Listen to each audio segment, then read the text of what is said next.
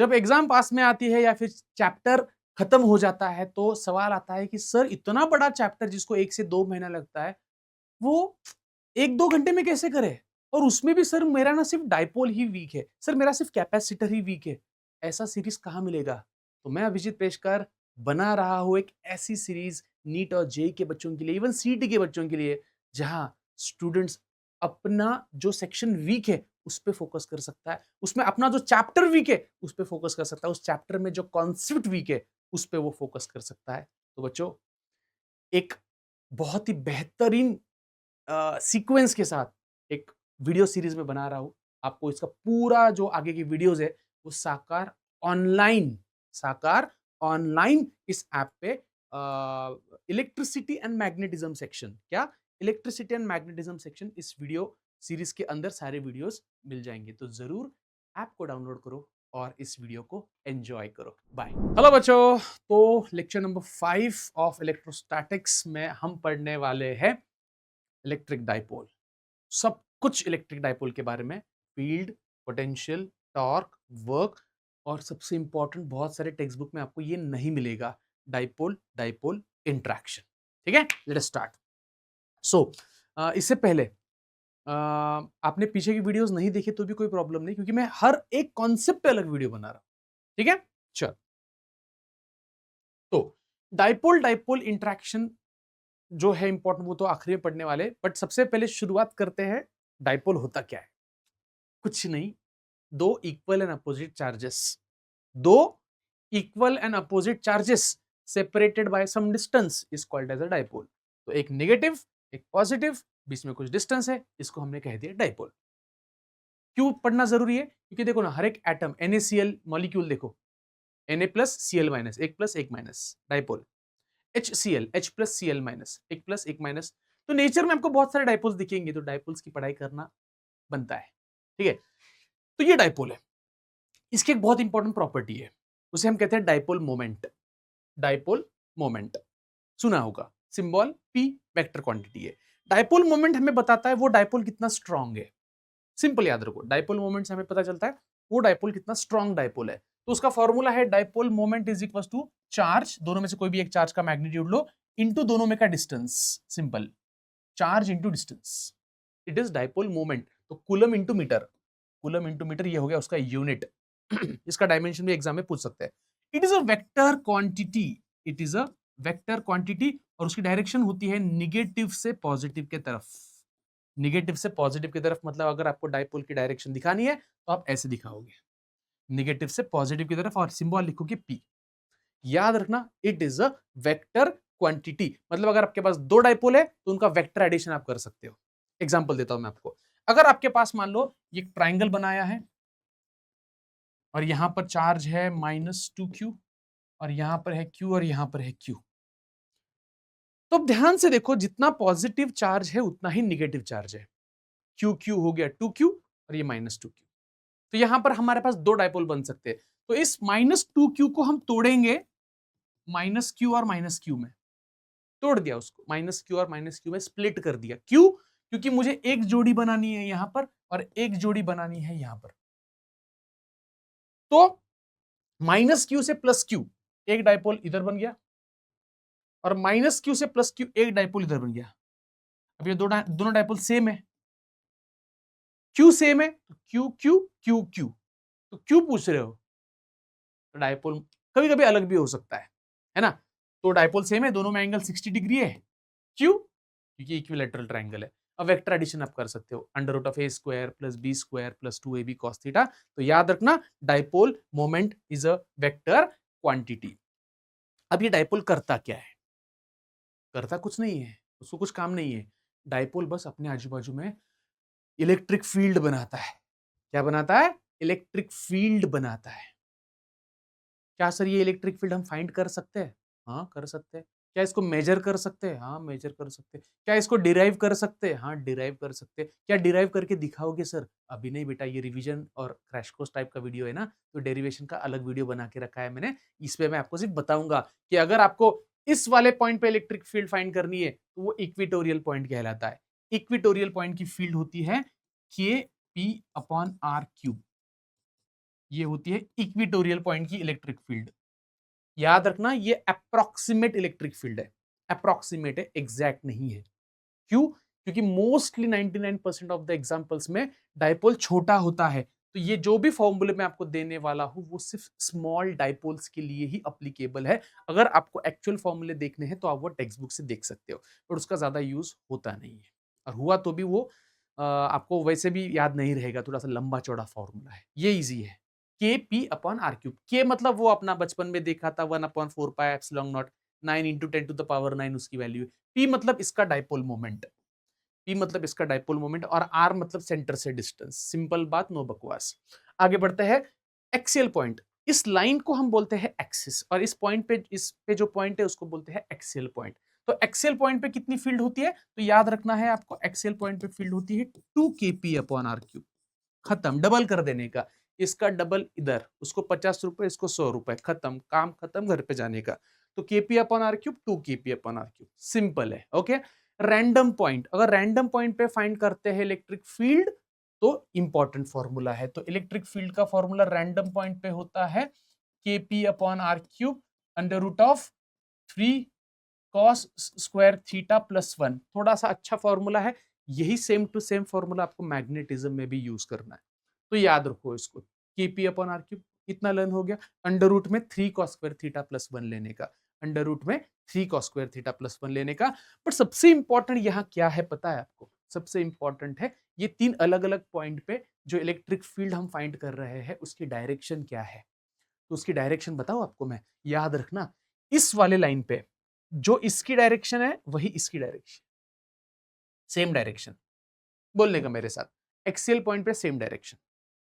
Magnetism में भी यही होता है। ये वाले पॉइंट पे अपोजिट डायरेक्शन। कौन से वाले पॉइंट पे? इक्विटोरियल पॉइंट पे। इक्विटोरियल पॉइंट पे अपोजिट लेने का, ऐसे घूम के वो वापस आता है, इसलिए अपोजिट लेने का।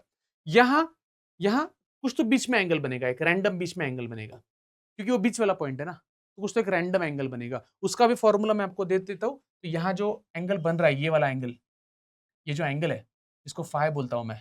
तो फाई का फॉर्मूला है, याद रखना, थीटा। थीटा मतलब ये वाला एंगल दिया रहेगा वो क्वेश्चन में, theta plus tan inverse of half tan theta. थोड़ा सा मुझे पता है, मेरा सब्जेक्ट जो ऐसा है ना, तो वैसा ही थोड़ा सा कॉम्प्लेक्स फॉर्मूला है। बट अगर आपको अच्छा स्कोर करना है, आपको कुछ तो बनना है लाइफ में, तो फॉर्मूले तो पढ़ने पड़ेंगे, याद तो रखने पड़ेंगे, कॉन्सेप्ट तो आना चाहिए, न्यूमेरिकल तो सॉल्व करने पड़ेंगे। तो फाई मतलब ये वाला फॉर्मूला, तो यहां का एंगल लेने का थीटा, प्लस में tan इनवर्स, tan दो बार याद रखने का, tan inverse of half tan theta.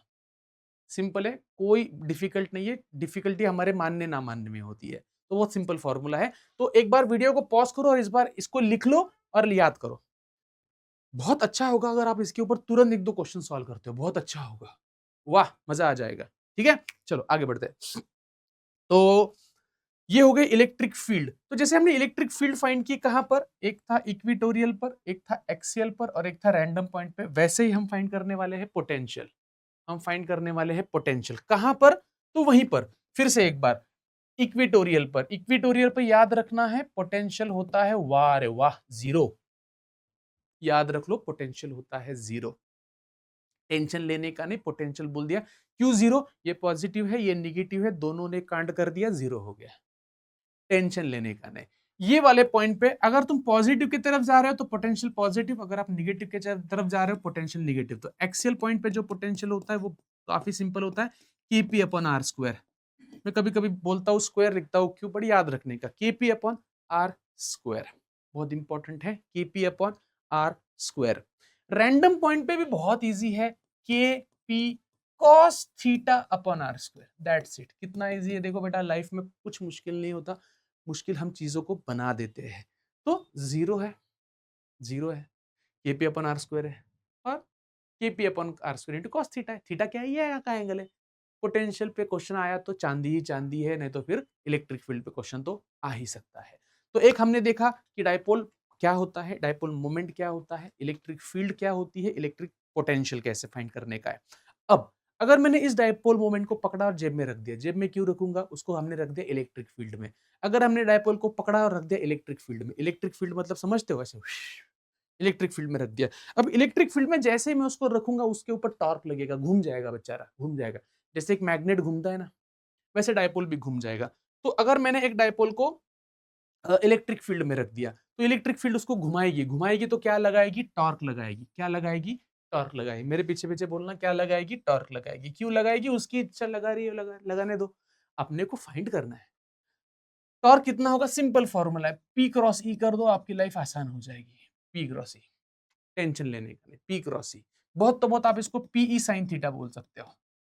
इतनी इजी लाइफ है ना? PE sine theta. देखो बहुत इंटरेस्टिंग है। टॉर्क का formula P sine theta, P cross E करने का, पी साइन थीटा करने का।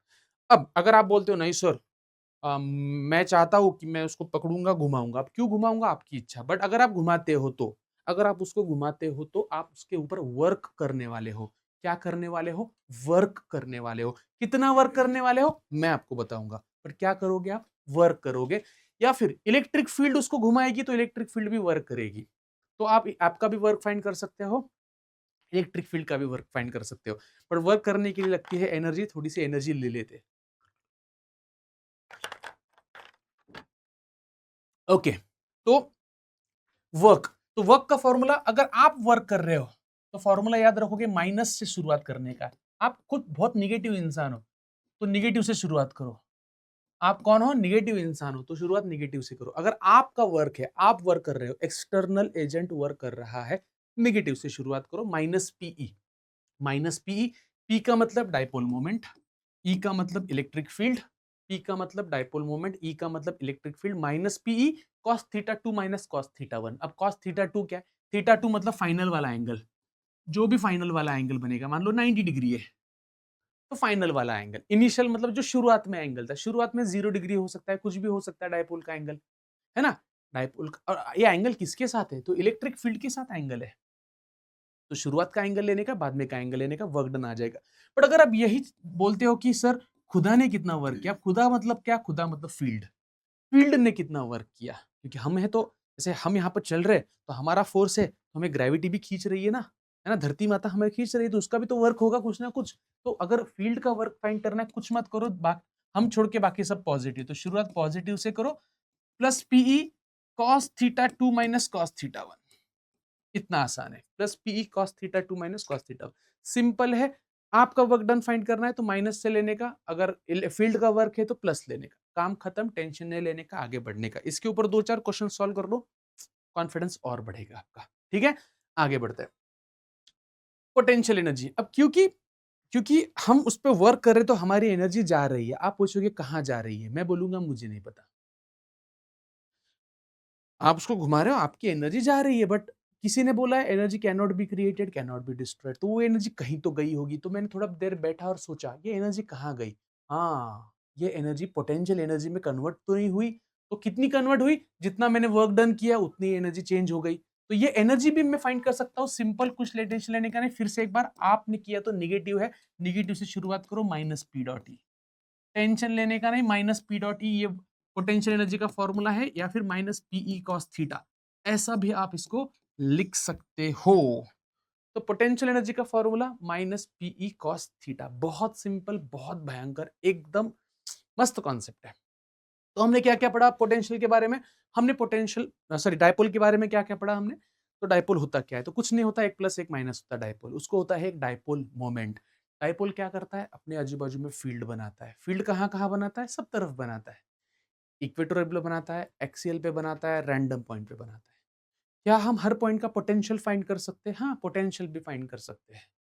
पोटेंशियल मतलब वी, वी, है ना, पोटेंशियल भी फाइंड कर सकते हैं। सर डायपोल को अगर हमने रख दिया, कहाँ रख दिया? इलेक्ट्रिक फील्ड में रख दिया। क्यों रख दिया मुझे नहीं पता, बट अगर रख दिया सर तो क्या होगा? टॉर्क लगेगा। टॉर्क कितना लगेगा? पी क्रॉस ई, पीई साइन थीटा। सर उसको घुमाने के लिए क्या लगता है? क्या लगता है? ताकत लगती है, एनर्जी लगती है। क्या होता है उससे? वर्क होता है। वर्क का फॉर्मूला लिख के दिया है मैंने। सर आप वर्क करते हो, आपकी एनर्जी जाती है, कहाँ जाती है? कहाँ जाती है? कहीं नहीं जाती है, किसी और एनर्जी में कन्वर्ट हो जाती है। Energy can not be created, can not be destroyed, तो वो दूसरे फॉर्म में कन्वर्ट हो जाती है। सर अगर मैंने 2 डाइपोल साथ में रख दिए तो क्या होगा? क्या होगा भाई? तू और तेरा दोस्त साथ में आए तो क्या होगा? एक तो झगड़ा करेंगे या प्यार मोहब्बत करेंगे। तो वैसे ही 2 डाइपोल अगर आप बाजू-बाजू में रखते हो, 2 डाइपोल अगर आप बाजू-बाजू में रखते हो, कैसे रखोगे? एक तो ऐसे रखोगे, तो डाइपोल को एक तो ऐसे रखोगे या फिर ऐसे रखोगे या फिर इंक्लाइंड रखोगे, बट आपके सिलेबस में आया तो एक तो ये वाली केस आएगी या फिर ये वाली केस आएगी। ये वाली केस मतलब पैरेलल, ये वाली केस मतलब अलोंग द सेम लाइन। अगर आप डाइपोल को ऐसे रखते हो तो फोर्स याद रखना 3K P1 P2 upon R to the power 4। R मतलब दोनों में का डिस्टेंस। नहीं आएगा एग्जाम में, आया तो याद रखना ये वाली केस में देखो थोड़ा दूर दूर है, दूर दूर है तो 3 लो, एक ही लाइन पे 6 ले लो, या दूर दूर है दोस्ती अच्छी नहीं है 3 ले लो, एक ही लाइन पे तो मतलब बहुत बढ़िया है 6। फोर्स कितना होगा 6K P1 P2 upon R to the power 4। Denominator में 4 आना चाहिए।